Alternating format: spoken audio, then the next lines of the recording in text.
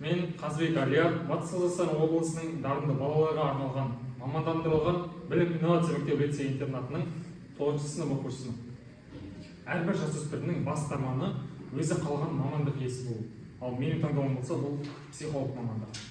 Психолог бұл болашақ мамандық деп айта аламын. Қазіргі таңда адамзат баласы психолог мамандығын түсініп, мойындай бастады. Қоғамда болып жатқан түрлі келеңсіз жағдайлар, адамдар арасындағы кикілжің бәріне жауап ретінде психолог мамандығының қажеттілігін туындатты. Осындай абыройлы мамандық иесі болу мен үшін өте маңызды. Ол үшін ең алдымен өз бойында эмпатия, яғни басқа адамды түсіне білу қабілеті, сенімділік, кез келген жағдайда дұрыс шешім қабылдап, жол таба білу, шынайылық, мейірімділік секілді ізгі қасиеттерді дамытуы қажет.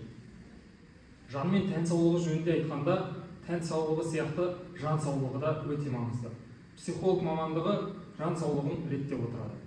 Психолог маманның әр салада сұраныс бар. Соның ішінде мектеп жасындағы балалармен жұмыс жасайтын психолог маманның қызметі қиын да қызықты. Тән саулығын дәрігер емдесе, жан саулығын психолог реттеп қалыпты жағдайға келтіріп отырады. Өз қызметінде психолог түрлі диагностикалық әдістер қолданып, оқушыны жан-жақты зерттейді. Қажеттілік туындаған кезде ағарту, түзету, кеңес беру бағыттары бойынша жұмысын жалғастырады. Психолог маманы болашақ ұрпақтың тәрбиесіне көңіл аударып, жан-жақты дамыған тұлға ретінде қалыптасуына зор үлесін қосады. Мектепке қабылданғаннан бастап, әр оқушының қабылдауы, қызығушылығы, есте сақтау және тағы да басқа танымдық қабілеттерін зерттеп, оның жасөспірім кезеңдегі жүріс-тұрысы мен мінезіндегі өзгерістерге мән беріп, қолдау жүргізіп отырады. Жасөспірімдік кезеңдегі бұлтарыстар мен қиындық немесе қиын соқпақ әкелетін жағдайлардың алдын алады. Заман дамыған сайын қиындық атаулы да көбейіп барады. Мұның бәрі уақытты дұрыс қолданбау. Одан қалды әлеуметтік желідегі түрлі теріс әрекетке жетелейтін ақпараттардың көбеюі себеп болуда. Ақпараттар желісі көп, ал оның пайдалысын ғана ала білу қажет.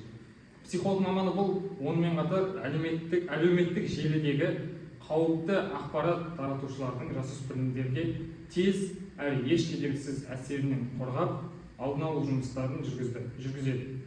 Мұндай жұмыс түрлерін оқушылармен, ұстаздармен және ата-аналармен жүзеге асырады. Жоғары сынып оқушылармен мамандық таңдауға байланысты диагностика жүргізіп, қабілеті мен қызығушылығына сәйкес мамандық таңдауға қолдау көрсетіп отырады.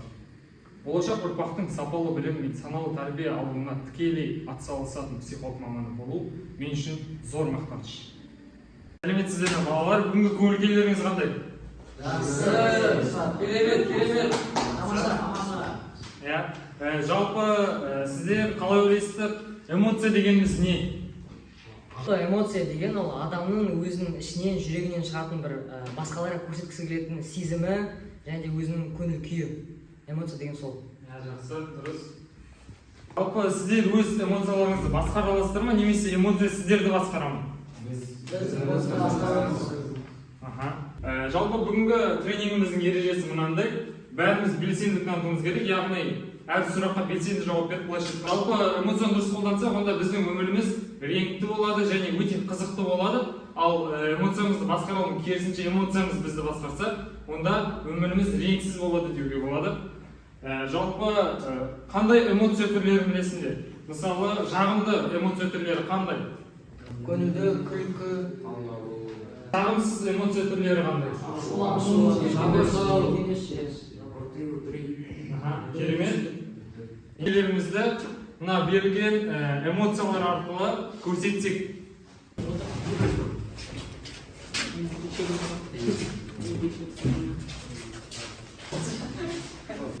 Ендігі алдарыңызда берілген жаңа өздеріңіз таңдап алған смайликтермен өздеріңіздің көңіл-күйлеріңізді көрсетсеңіздер сұрақтың басындағы. Жақсы, кейбірі көңілді, кейбірі мұңайып тұр, кейбірі ашу. Біздің қазіргі тренингіміз сіздердің көңілдеріңізді көтереді деп ойлаймыз. Ендігі аңыз әңгімеге кезек берсек, бұрында жаратушы адамды топырақтан жаратқан кезде кішкене топырақтың бір бөлігі артық қалған екен. Сол кезде ол адамнан тағы не жасайын деп сұрады. Артық қалған топырақ бөлігін оның алақанына салыпты. Яғни әр адам өмір қалай ойлайсыздар?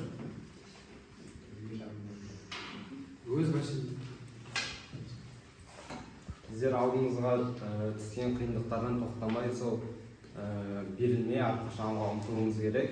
Себебі кез келген қиындықты тек қана біз өзіміз ғана шеше аламыз. Сол үшін тек қана алға ұмтылу керек. Жақсы, рахмет. Енді бізде эмоциялар сөйлейді деген ойынымыз. Бізде бұл ойынға 5 адам қажет болады араларыңыздан.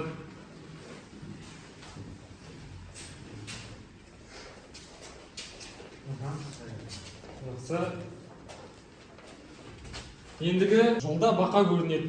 Оған өткендердің бірі таңырқап қарайды, бірі бей-жай қарайды, бірі қорқынышпен қарайды, ал енді бірі болса жиіркенішпен қарайды. Сол кезде биолог қызығушылықпен Бұл не деген керемет экземпляр дейді. Осы жағдаяттқа қатысты сұрақ.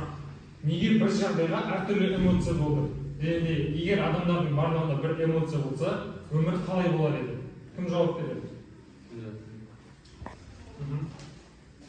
Жалпы жаңа әр адамның көңіл-күйі әртүрлі болғандықтан олардың эмоциялары әртүрлі болып, мысалы біреу таңырқады, біреуінде қорқыныш сезім болды.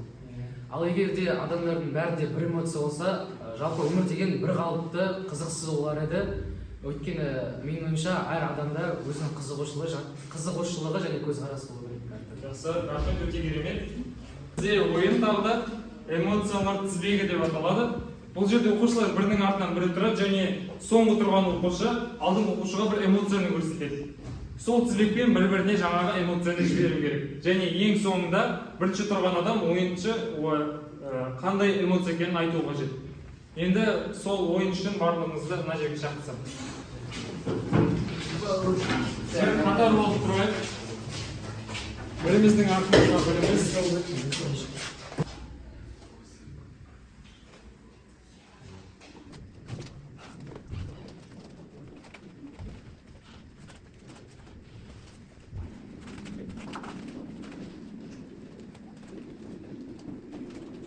эмоция бұл деп менің ойымша қорқыныш эмоциясы сияқты. Болған эмоция?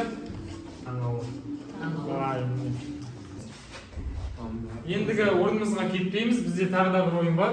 Бұл бізде эмоция мүсіндеу деп аталады. Яғни осы тұрған оқушылар қазір 5 адамнан 3 топқа бөліну керек. Және әр топ бір эмоцияны мүсіндейді. Үнсіз, яғни ешқандай сөзсіз, тек қана іс-әрекетпен ғана ортада отырған адамды бір эмоцияға мүсіндеу қажет.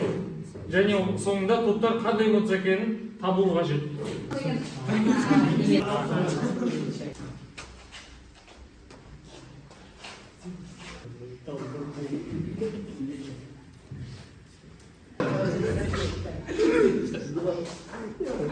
Бірінші топта берілген эмоцияның қандай екенін тапсаңдар, басқа топтар. Қандай деп ойлайсыңдар? Қорқыныш. Жақсы. Екінші топта қандай эмоция бейнеленген? Басқа топтар қалай ойлайсыңдар? Жиіркеніш қой. Шынымен солай ма? Үшінші топта қандай эмоция бейнеленген? Ренжу ғой. Ренжу ма? Дұрыс па? Дұрыс екен, жақсы. Керемет. Ендігі бізде дыбыстық гимнастика, яғни жансыз эмоциямен қалай күресуге болады. Жақсы. Иәргі, бұл бізде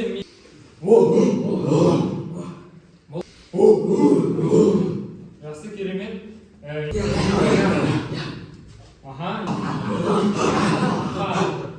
Жақсы, өте керемет, рахмет, отыра берсеңіздер болады. Ал тыныш шығарған кезде жұдырықты босатамыз. Енді қолымызды жұмамыз, енді босатамыз. Тағы да. Басында берілгендей, термометрмен енді тренингтің соңындағы көңіл-күйлеріңізді бағаласаңыздар. Бірден 10-ға дейінгі балдық шкаламен. 8-ден 10-ға көтердік. Осымен біздің тренингіміз аяқталды. Белсенділік танытқандарыңызға рахмет.